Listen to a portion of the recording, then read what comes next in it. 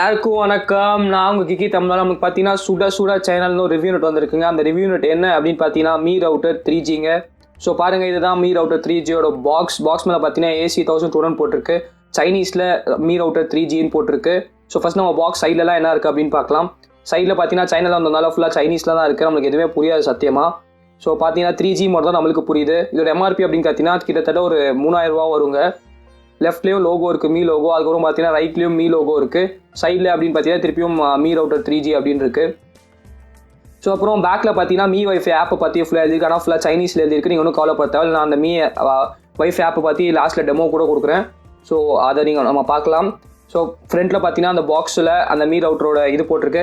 இதோட ஸ்பெஷாலிட்டி என்னென்னு பார்த்தீங்கன்னா உங்களுக்கே தெரியும், 4 ஆண்டனா இருக்குது. 4 ஆண்டனா வந்து அந்த பிக்சரில் இருக்குமே 4 ஆண்டனா. ஸோ 4 ஆண்டனாவில் வந்து 2 வந்து 2.4 GHz ஃப்ரீக்வன்சியில் இருக்கும். இன்னொன்று பார்த்தீங்கன்னா 5 GHz ஃப்ரீக்வன்சியில் இருக்கும். ஸோ இது ஒரு ரொம்ப நல்ல விஷயம் அப்படின்னு சொல்லலாம்.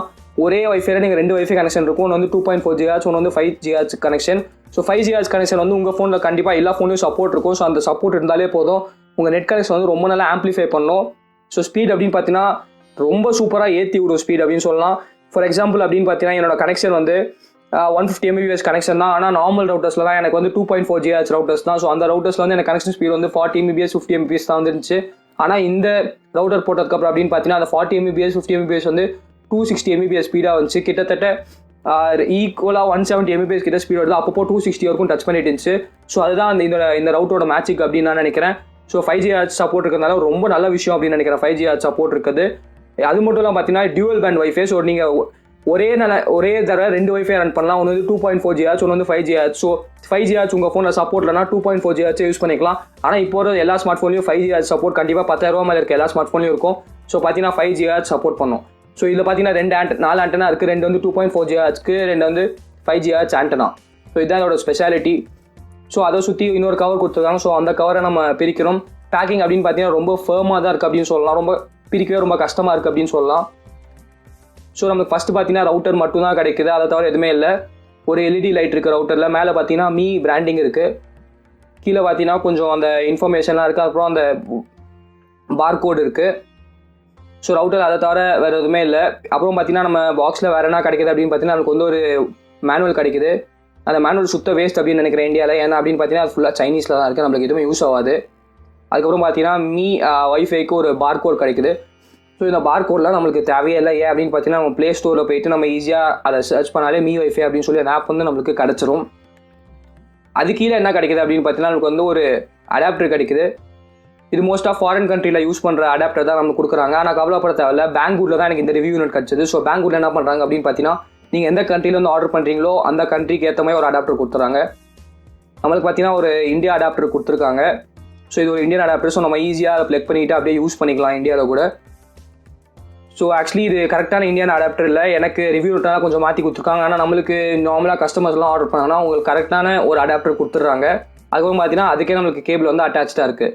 ஸோ நீங்கள் இந்த யூனிட்டை வாங்கணும் அப்படின்னு பார்த்தீங்கன்னா ரொம்ப சிம்பிளுங்க. கீழே வந்து உங்களுக்கு வந்து ஒரு லிங்க் கொடுத்துருப்பேன். அந்த லிங்க்கில் போய் நீங்கள் வாங்கிக்கலாம். ஸோ அந்த லிங்க்கில் கொஞ்சம் நீங்கள் வாங்கினீங்கன்னா கொஞ்சம் சேனலுக்கும் ஹெல்ப்ஃபுல்லாக இருக்கும். அதை தவிர உங்களுக்கு கொஞ்சம் டிஸ்கவுண்ட் ஏதாச்சும் கிடைச்சாலும் கிடைக்கும். ஸோ அந்த லிங்க்கை நீங்கள் செக் பண்ணுங்கள். கன்ஃபார்மாக மறக்காமல் செக் பண்ணுங்கள். ஸோ நீங்கள் 3000 ரூபா கூட ஏதாச்சும் ரவுட்டர் வாங்கணும்னா கண்டிப்பாக இந்த ரவுட்டரை பர்ச்சேஸ் பண்ணலாம். ஏன்னா நான் ஆல்ரெடி 10 days யூஸ் பண்ணியிருக்கேன். 10 days யூஸ் பண்ணதில் தான் நான் வந்து சொல்லிட்டு இருக்கேன். ஸோ இதுதான் நம்மளுக்கு வந்து மீ வைஃபை ஆப்புங்க. ஸோ மீ வைஃபை ஆப் வந்து நம்மளுக்கு டவுன்லோட் பண்ணணும் ப்ளே ஸ்டோரில். நீங்கள் ஃபஸ்ட்டு மீ வைஃபை ஆப் வந்து டவுன்லோட் பண்ணிக்கோங்க ப்ளே ஸ்டோரில். ஸோ டவுன்லோட் பண்ணதுக்கப்புறம் இன்ஸ்டால் பண்ணிக்கோங்க. இன்ஸ்டால் பண்ணதுக்கப்புறம் நம்ம டெமோ எப்படின்னு பார்க்கலாம். ஸோ இப்போ வந்து கனெக்ட் பண்ணது பின்னாடி பார்த்தீங்கன்னா நமக்கு 3 லேண்ட் பின் இருக்குது. அந்த மெயின் லேண்ட் பின்னில் தான் நீங்கள் கனெக்ட் பண்ணணும். ஸோ மெயின் லேண்ட் பின்னில் வந்து நம்ம கனெக்ட் பண்ணிக்கலாம். ஃபஸ்ட்டு பவர் கனெக்ட் பண்ணிக்கோங்க. அதுக்கப்புறம் பார்த்தீங்கன்னா மெயின் லேண்டில் வந்து உங்களோட லேண்ட் கேபிளை கனெக்ட் பண்ணிக்கோங்க. ஸோ ஃபைபர் நெட்டாக இருந்தால் மட்டும் நீங்கள் என்ன பண்ணணும்னு பார்த்தீங்கன்னா உங்கள் ப்ரொவைடர் கொடுத்த அந்த நெட்லேருந்து நம்ம வந்து இழுத்து இந்த லேண்ட் கேபிள் மட்டும் இதில் கனெக்ட் பண்ணிடணும். ஸோ கனெக்ட் பண்ணோடனே நீங்கள் எதுவுமே பண்ண தேவையில்ல. ஸ்ட்ரைட்டாக ரவுட்டர் வந்து ஆன் ஆக ஆரம்பிச்சிடும். பாருங்கள் அந்த லைட் எரியுது. ஸோ அந்த லைட் வந்து ப்ளூ லைட்டாக மாறும் ஃபுல்லாக கனெக்டடாக இருந்தால். ஸோ இப்போ நம்ம வேலை எங்கே அப்படின்னு பார்த்தீங்கன்னா நமக்கு ஃபுல்லாக வேலை வந்து இப்போ வந்து நம்ம ஸ்மார்ட் ஃபோனில் தான் நம்ம ஃபுல்லாக அந்த மீ வைஃபை ஆப்பில் தான் ஃபுல்லாக வேலை பார்க்கணும். ஸோ பாருங்கள் ஃபஸ்ட்டு போயிட்டு மீ வைஃபை ஆப் ஓப்பன் பண்ணுங்கள். ஸோ நான் ஃபோக்கஸ் பண்ணுறேன். கொஞ்சம் மீ வைஃபை ஆப் ஓப்பன் பண்ணலாம் போயிட்டு. ஸோ மீ வைஃபை ஆப்பில் தான் நம்மளுக்கு இனிமேல் ஃபுல்லாக வைஃபை ரவுட்டரை செட் பண்ண வேண்டியது. ஸோ ஃபிசிக்கலாக நீங்கள் எதுவுமே செட் பண்ண தேவையில்லை. ஸோ மீ வைஃபை ரவுட்டர் போயிட்டிங்கனாலே போதும். மீ வைஃபை ஆப் போயிட்டு கீழே பார்த்தீங்கன்னா அந்த நியூ ரவுட்டர் இருக்கும். ஸோ அந்த நியூ ரவுட்டர் ஐக்கானை கிளிக் பண்ணணும். ஸோ அந்த நியூ ரவுட்டர் ஐக்கானை கிளிக் பண்ணதுக்கப்புறம் பார்த்தீங்கன்னா ஃபஸ்ட்டு சர்ச் பண்ணணும். ஸோ வைஃபை ஆனில் வச்சுக்கோங்க, அப்போ தான் அது வந்து சர்ச் பண்ணி கண்டுபிடிக்க முடியும். ஸோ பார்த்தீங்கன்னா அது சர்ச் ஆகிட்டு இருக்கு. பாருங்கள், இப்போ வந்து நம்மளோட புது ஷாமி வைஃபை வந்து காட்டிடுச்சு. வெறும் நெக்ஸ்ட்டு கொடுங்க.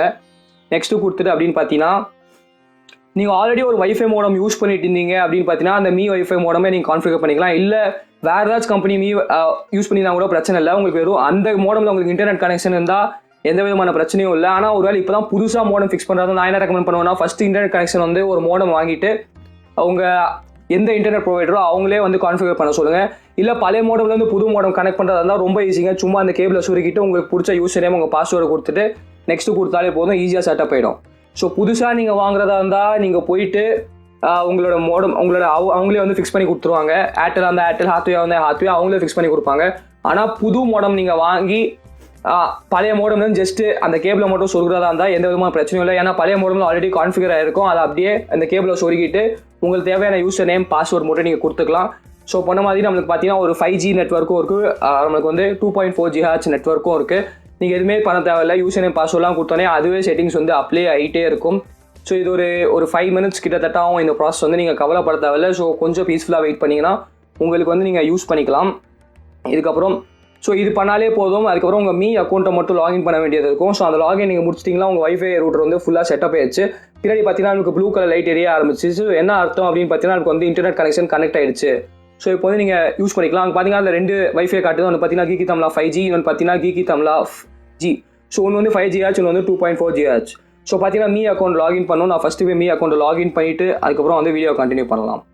ஸோ பாருங்கள், நான் மீ அக்கௌண்ட் லாகின் பண்ணிட்டேன். அதுக்குள்ளே ஆப்குள்ளே போயிடுச்சு. ஸோ என்னென்ன டிவைஸ்லாம் கனெக்டடாக இருக்குது அப்படின்னு சொல்லி இந்த ஆப்பில் காட்டும். இந்த ஆப்பில் பார்த்தீங்கன்னா ஒரு டன் ஆஃப் ஃபீச்சர்ஸ் இருக்குங்க, நிறைய ஃபீச்சர்ஸ் இருக்குது. ஸோ அதுக்கு நான் தனியாக ஒரு வீடியோவே பண்ணுறேன். இப்போ பார்த்தீங்கன்னா இந்த அன்பாக்சிங்கை நம்ம ஸ்பீட் டெஸ்ட்டோட முடிச்சுக்கலாம். ஸோ ஸ்பீட் டெஸ்ட் பாருங்கள் எவ்வளோ சூப்பராக இருக்குது அப்படின்னு சொல்லிட்டு. ஸோ இது வந்து நான் 5G ஆச்சு, என் ஃபோனில் 5G ஆச்சு சப்போர்ட் இருக்குது. ஸோ 5G ஆச்சு ஃபோன் தான் சப்போர்ட், அதில் தான் ஸ்பீட் டெஸ்ட் பண்ணிட்டு இருக்கேன். என்னோட நெட் ஸ்பீட் அப்படின்னு பார்த்தீங்கன்னா 150 MBPS தாங்க என்னோட நெட் ஸ்பீட். ஆனால் இப்போ நெட் ஸ்பீட் பார்த்தீங்கன்னா 274 MBPS வரைக்கும் ஆம்பிளிஃபை பண்ணியிருக்கு. அது மட்டும் இல்லாமல் அப்லோட் பார்த்தீங்கன்னா கிட்டத்தட்ட அது ஒரு 100 MBPS கிட்ட வந்துருச்சு. ஆனால் என் பழைய மோடமில் எவ்வளோ ஸ்பீட் வந்துச்சுன்னு பார்த்தீங்கன்னா 40 MBPS ஸ்பீட் மட்டும் தான் வந்துட்டு. ஸோ இந்த மோடம் எவ்வளோ சூப்பராக ஆம்பிளிஃபை பண்ணுன்னு சொல்லி நீங்கள் இதிலே தெரிஞ்சுக்கலாம். ஸோ நீங்கள் வாங்கணும்னா கீழே லிங்க் தரேன், அந்த லிங்கை யூஸ் பண்ணி நீங்கள் பர்ச்சேஸ் பண்ணுங்கள். ஸோ அதுக்கு வந்து கொஞ்சம் சேனலுக்கு கொஞ்சம் ஹெல்ப்ஃபுல்லாக இருக்கும். ஸோ இந்த வீடியோக்கு எவ்வளோ தான். உங்களுக்கு இந்த வீடியோ பிடிச்சிருந்தா லைக் பண்ணுங்கள், பிடிக்கலன்னா அன்லைக் பண்ணுங்கள். ஏதாச்சும் கேள்வி இருந்தால் கீழே கமெண்ட் பண்ணுங்கள். ஆனால் மறக்காம நம்ம சேனலுக்கு சப்ஸ்கிரைப் பண்ணுங்கள். ஏன்னா இந்த மீ வைஃபை ரவுட்டரை பற்றி ஃபுல் கவரேஜ் நம்ம சேனலில் கொடுக்க போகிறோம். ஸோ மறக்காமல் நம்ம Geekytamizha சேனலுக்கு சப்ஸ்கிரைப் பண்ணிடுங்க. மகிழ்ச்சி.